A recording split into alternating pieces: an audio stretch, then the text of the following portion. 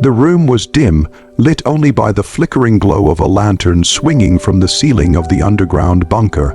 Dust hung in the air, thick with tension, as a man in military fatigues paced silently across the concrete floor. President Ibrahim Traore, the young revolutionary leader of Burkina Faso, stopped abruptly and turned toward the door just as it opened.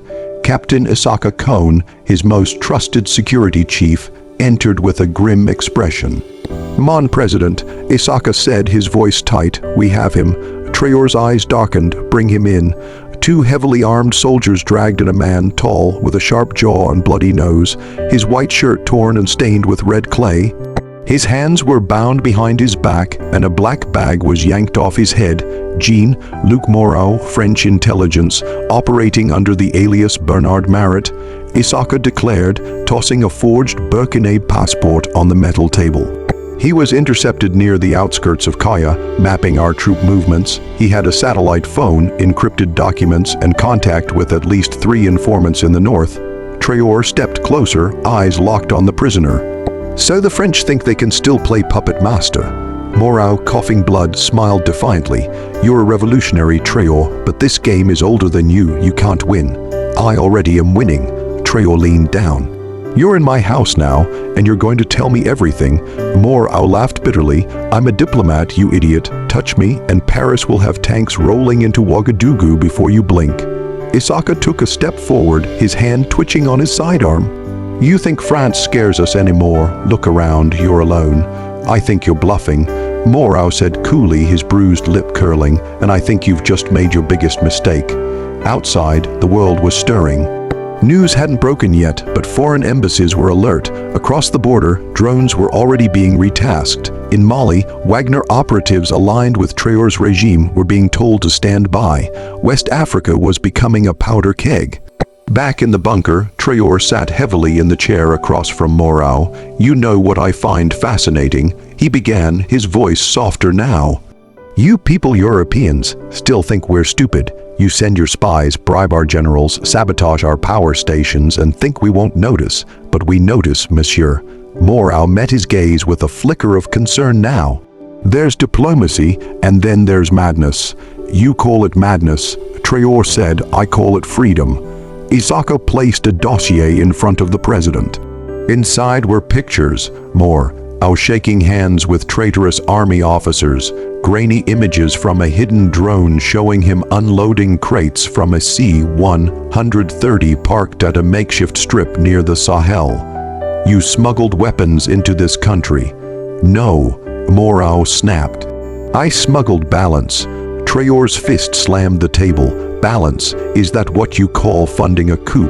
Bribing commanders to march against their own, feeding arms to mercenaries hiding among our civilians.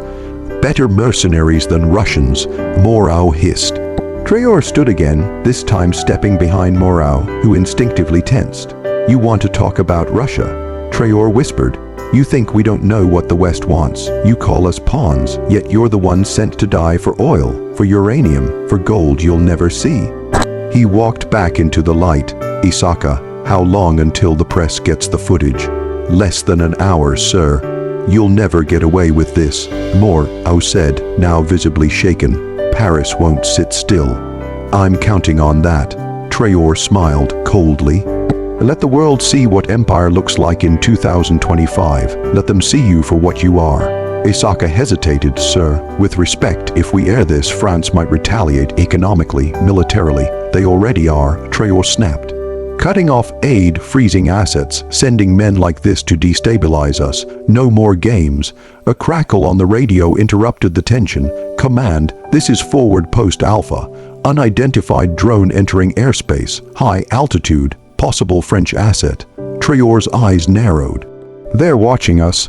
That night, in a dim-lit hotel room in Niamey, Niger, an African Union envoy whispered into a secure line, confirming, "French asset captured. Traore is preparing to go public, requesting immediate guidance. Situation is escalating fast." Miles away in Paris, in a white marble office in the Élysée Palace, President Laurent Devereux crushed a cigar under his heel. He captured a French spy. Worse, his military advisor said, "He's making it a spectacle." Devereux's eyes burned. Then we send a message of our own. Within minutes, French jets were rerouted, naval assets repositioned. Inside Africa, operatives were being activated. Dormant cells waiting for orders. Traore knew it. He welcomed it. Later that evening, Traore stood atop the roof of the presidential palace, gazing over the city. The air was heavy, not just with heat, but with consequence. Isaka approached. The message is ready. We can broadcast globally, but... We intercepted another communication. The Americans might intervene, not overtly, but through ECOWAS. Traore exhaled. Let everyone come. We are not afraid. Below them, lights flickered in the capital. In one of the barracks, a general, once loyal, watched the footage of Moreau's capture and made a silent call on a burner phone. He's gone too far. We move at dawn. Dawn cracked over Ouagadougou with a blood-orange sky as the city stirred with an eerie quiet. There was a strange tension in the air, as if everyone knew something was coming, but no one dared speak of it. The streets were guarded more heavily than usual, armored trucks stationed at key intersections, soldiers manning rooftops. The broadcast had gone global. Images of Jean-Luc Moreau, the captured French operative, bound and bruised, had swept across African networks and social media like wildfire. Inside the presidential palace, the war room buzzed with activity. Maps littered the walls with red pins marking suspected French loyalist outposts and potential infiltration points. General Bakary Sankara, once a skeptic of Traore's aggressive anti-Western stance, stood rigidly by the long mahogany table, a look of restrained fury on his face. "You should have consulted us before releasing that footage," he barked. "You've dragged us into a storm." President Ibrahim Traore, dressed in a simple green uniform, leaned forward slowly. "No, General, France dragged us into this long ago. I've merely shown the world what they try to hide." Bakary narrowed his eyes. "And what of the retaliation? Do you think the French will simply allow their humiliation to go unpunished?" "They've already retaliated," interjected Captain Isaka Kone, placing a tablet on the table. "This morning, 2 of our trade routes were disrupted. French-backed rebels attacked a convoy near the Ghanaian border. 3 of our men dead." Bakary slammed a fist on the table. "Then this is war." Traore's voice dropped to a chilling calm. "It was always war, General. We just refused to accept it." A tense silence followed. Ministers exchanged glances. Only the crackling radio and the soft whir of the overhead fan filled the air. "We must consider negotiation," Minister of Foreign Affairs Fatima Ouedraogo said gently. "The African Union is calling for restraint. ECOWAS has already scheduled an emergency meeting. The Americans have reached out, discreetly." "Of course they have," Isaka muttered. "Everyone wants to mediate once the empire bleeds." Traore stood. "No negotiation, not yet, not until we clean our house." Bakary scowled. "You speak of traitors." Traore turned to him, eyes hard. "I speak of the rot in our military, informants in our own ranks, the men who take gold in one hand and give GPS coordinates to the French with the other." He turned to Isaka. "Activate Operation Kaima. Round up every suspected collaborator, every officer who's had unexplained communications in the last month." Bakary's face blanched. "You would purge the army. I would save the revolution," Traore said coldly. That night, chaos erupted across the military. Barracks were stormed, officers pulled from beds, some fought back, others vanished before the sweep could reach them. The streets lit up with confusion. Rumors of a mutiny spread through civilian districts. Social media was flooded with unconfirmed videos of gunfire, shouting, men in uniforms dragged from trucks. In one secret location, a splinter group of officers convened under candlelight, among them General Bakary Sankara. "I warned him," Bakary whispered. "He's lost himself." Colonel Hamidou Diawara, a decorated veteran once loyal to the old regime, leaned in. "There is talk France is prepared to intervene directly, but they need a stabilizing force on the ground, someone less volatile." "You mean me?" "You, or someone like you," Diawara said, sipping tea. "We need to move before he consolidates total power, before the people are completely under his spell." Bakary exhaled. "What do? We assassinate him," Diawara said simply. The silence that followed was thick with dread. "No half measures, no coups. We eliminate Traore, frame it as internal militia action, then offer peace. France will back us. ECOWAS will bless us." A younger officer, Lieutenant Joel Tapsoba, paled. "You're talking about executing the president of our country?" Daiwara leaned back. "I'm talking about saving what's left of it." Meanwhile, deep inside the palace bunker, Jean-Luc Moreau sat alone in a cold concrete cell. His face was still bruised, but his spirit hadn't cracked. Not yet. The door opened, and to his surprise, it was Fatima Ouedraogo who stepped in. He smiled faintly. "Madam Minister, come to gloat." Fatima shook her head. "I came to ask you one question. Only one." She stepped closer. "Is France planning to assassinate Ibrahim Traore?" Moreau raised an eyebrow. "Now, that's a loaded question." Fatima's expression hardened. "Answer me." Moreau shrugged. "I'm just a diplomat, remember. According to you people, I was here selling bananas." She stepped forward and slapped him hard. "You speak now, or you die in this hole." Moreau, stunned, chuckled bitterly. "You're no different than him. Answer the damn question." "France doesn't need to assassinate Traore," he said finally. "Your own people will do it for us." Fatima went still. "You think he's a hero," Moreau continued. "But he's made too many enemies. You can't fight the French, the Americans, ECOWAS, and half your army at once. Eventually, the knife comes from inside." Fatima turned and left without another word. As she reached the surface, her heart pounded. Could it be true? Was the rebellion already seeded from within? 3 hours later, just after midnight, gunfire cracked in the capital. Sirens wailed. Smoke began to rise from the Ministry of Communications building.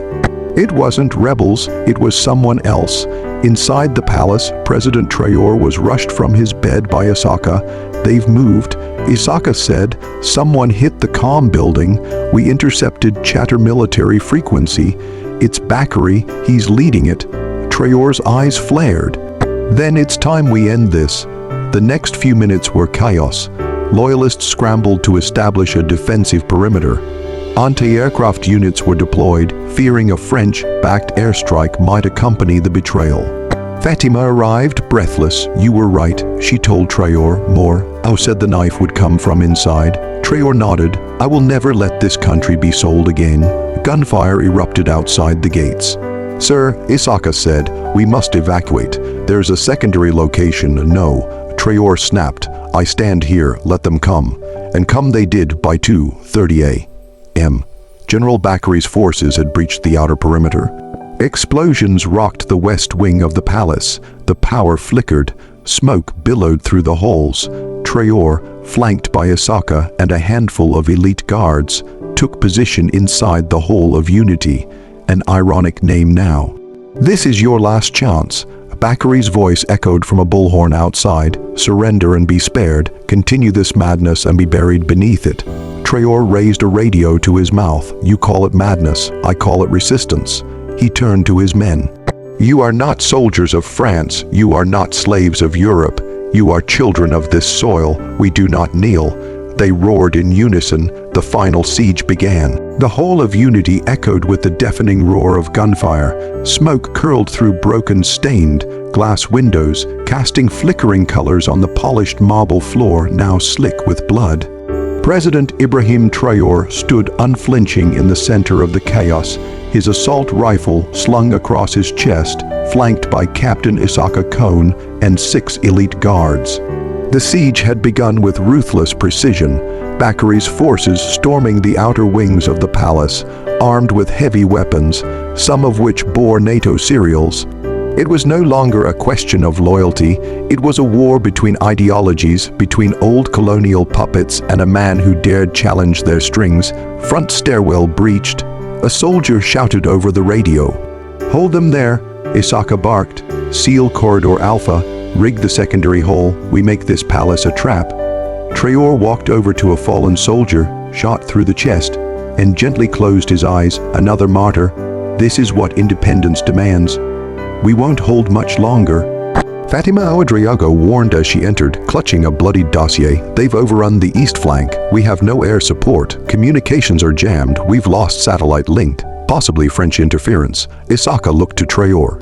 "We must consider escape. There's a tunnel through the archives. If we don't extract you." Traore raised a hand. "If I leave now, the country falls tonight. They don't need to kill me. They need to shatter the symbol I've become. I must be seen standing, not hiding, but... Enough, we'll make our stand here. If we die as free men. Fatima's voice dropped. Then let me at least try to secure an outside channel. We need allies, Mali, Guinea, even Wagner. Someone must be watching. Isaka gritted his teeth. I don't trust those Russian dogs. Traore looked at her. Do what you must, but if this is my last day, I will not spend it begging. Outside, General Bakary Sankara paced amid rubble and shouting commanders, smoke swirling from fires set to draw out the defenders. The Hall of Unity loomed before them like a fortress of fading pride. Bakary's face was soaked in sweat, more from the weight of betrayal than battle. Colonel Diawara approached, wiping blood from his cheek. Eastern perimeter secure, our snipers have eyes on all north. Facing exits, we can collapse the central hall in one push. Bakary exhaled, no more blood, I want Traore alive. If we kill him now, we make a martyr. Diawara smirked. It may already be too late for that. Bakary grabbed his radio, bring in Moreau. A black SUV pulled up near the perimeter wall. 2 guards dragged out Jean-Luc Moreau, shackled and pale. His face was haggard, but he smiled as he looked toward the shattered palace. Still standing, he said dryly, you said the people would turn on him. Bakary hissed, you said this would be swift. Moreau laughed bitterly, it's never swift with revolutionaries, they die hard. Then what now? Moreau met his eyes. Now you do what every empire does when its pawn fails, send in the mercenaries. Bakary stiffened, you mean Wagner is already in the region, or did you think the Russians would sit out the fall of a president? Bakary clenched his fists. I will not trade one master for another. Moreau nodded.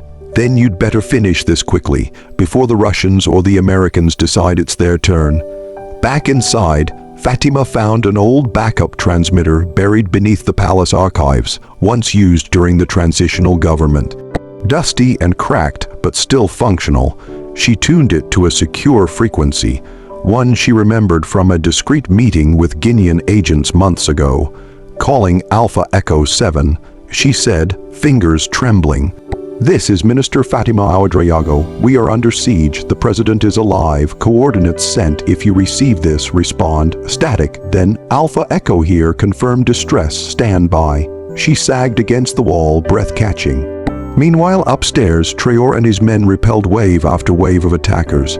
Grenades shattered columns, bullets ricocheted off stone, men screamed, bled, died, but still the Hall of Unity held, until a sudden silence fell. Traore raised his rifle, they've pulled back. Isaka peeked around a shattered pillar, they're regrouping. Then they heard it, a voice, amplified by a speaker. President Ibrahim Traore, Bakary's voice boomed. You have 30 minutes, surrender and your life will be spared. Refuse and this palace becomes your tomb. Traore stepped forward, grabbing a loudhailer. Bakary, you were once a soldier of the people, now you're a puppet. Look around. This is what serving France gets you, death, division. You've doomed this nation. No, Traore roared, I've awakened it.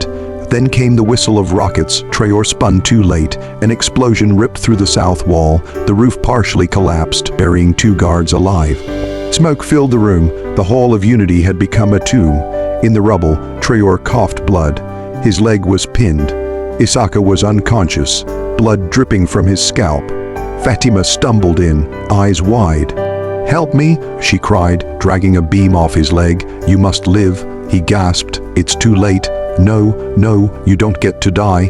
From the rear of the hall came footsteps, heavy boots. Diawara, flanked by 2 soldiers, emerged from the smoke. It's over, he said coldly. Fatima stepped between them, gun drawn. Don't come closer. Diawara raised his hands. No need. We don't kill unarmed men. Fatima didn't lower the gun. Liar. Traore forced himself to sit up, eyes burning. You'll never wear the flag with honor, only blood. Diawara looked at him. Your fight ends here, but history, that'll decide. Suddenly, gunfire erupted from outside, but it wasn't Bakary's troops. It was heavier, sharper. A soldier ran in. General, unknown forces approaching from the east. Uniforms unknown. Diawara's eyes widened. What? Fatima's transmitter crackled from her belt. This is Alpha Echo 7. Air support inbound. Eyes on palace. Secure your location. Reinforcements deploying now. She looked up, stunned. Traore. She whispered, they heard us.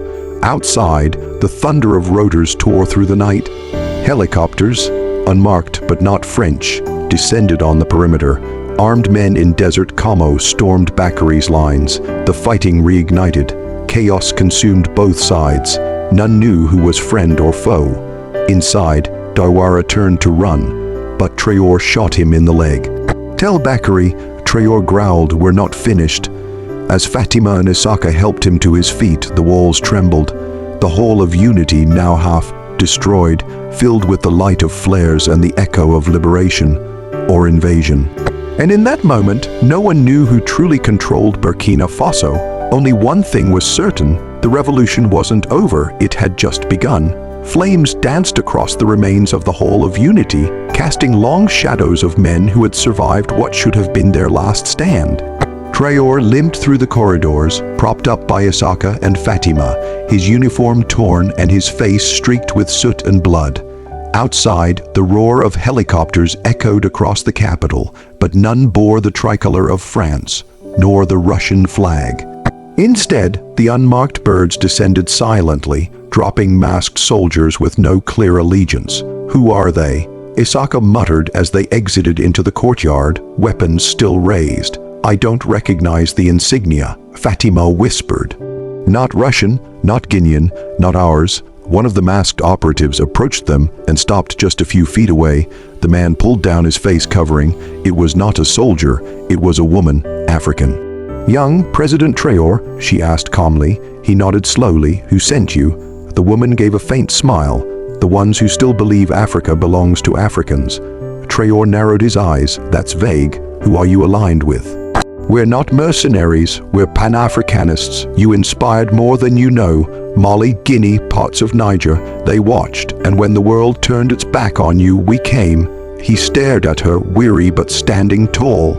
"Why now?" "Because you lived, and because they fear what comes next." Meanwhile, across the city, General Bakari's forces were unraveling. The mysterious troops hit fast, bypassed defensive lines with uncanny knowledge of terrain, and disappeared into shadows just as quickly. His command center at the old French consulate had become a prison of radio static and screaming field officers. "Report," he barked. One officer shook his head. "Our perimeter is gone. They're not like Wagner. They aren't here to occupy. They're here to dismantle. Your men are fleeing. No one is answering calls from Paris anymore." Bakari stood still, processing the words. He knew what was coming, not exile, not even trial, oblivion. Jean-Luc Moreau, chained in the corner, chuckled softly. "So this is how it ends," Moreau said, grinning like a man watching his funeral from afar. Not with a bang from France, but with a whisper from the people. Bakari turned slowly. "You lied to me. You promised support." Moreau shrugged. "France doesn't support losers." Bakari lunged, grabbed a pistol from the desk and pointed it at Moreau's head. "Do it," Moreau said, "but it won't matter. You've already been erased." At the heart of the capital, the streets were alive, not with fear, but with roaring chants. Word had spread. Traore had survived. His enemies were fleeing, foreign agents were routed, and now a new chapter was beginning. Crowds formed around the ruins of the palace, waving Burkina flags. They sang freedom songs. Children painted murals of the president with clenched fists and burning eyes. Traore stood atop the balcony of what remained of the Hall of Unity, battered but unbroken. Fatima, Isaka, and the mysterious operative stood behind him. "My people," he said into a rigged loudspeaker, "they tried to silence us with bullets, with bribes, with betrayal. But we are still here." The crowd erupted. They called us rebels, radicals, terrorists, but we are something far more dangerous to them. We are free. They sent a French spy to destabilize us. He continued, but they forgot that Burkina Faso does not kneel anymore. We don't answer to Paris. We don't answer to Washington. We don't even answer to Moscow. He raised his hand. "We answer only to the people." Hours later, deep beneath the city in a fortified room where strategy and silence had replaced blood and fire, Traore met with the woman again. "Still no name?" he asked. She smirked. "Names aren't important. The movement is." "And what movement is that?" She leaned in. The movement that will burn away the last fingerprints of colonialism. You are not the end, you're the beginning, but be warned, Traore. Your survival has made you powerful. Power attracts darkness. He nodded slowly. I know, but I'd rather die in the sun than live in the shadow of a foreign flag. The woman rose to leave but turned back one last time. Oh, and one more thing, she said. Bakary didn't escape, but Jean-Luc, he disappeared before we could secure the compound. Someone extracted him. Traore's jaw tightened. Who? We don't know, but they left this. She placed a black envelope on the table. On its surface, embossed in silver, was a single symbol, a fleur de lis. Traore opened it. Inside was a simple note. Your revolution has just begun. So has ours. His hand tightened around the paper. Outside, the city cheered his name. Inside, he knew. The storm had only passed through, and behind it, others waited. Smiling, planning, watching, and one of them had just vanished back into the world, ready to strike again. The revolution was far from over. It had only changed form.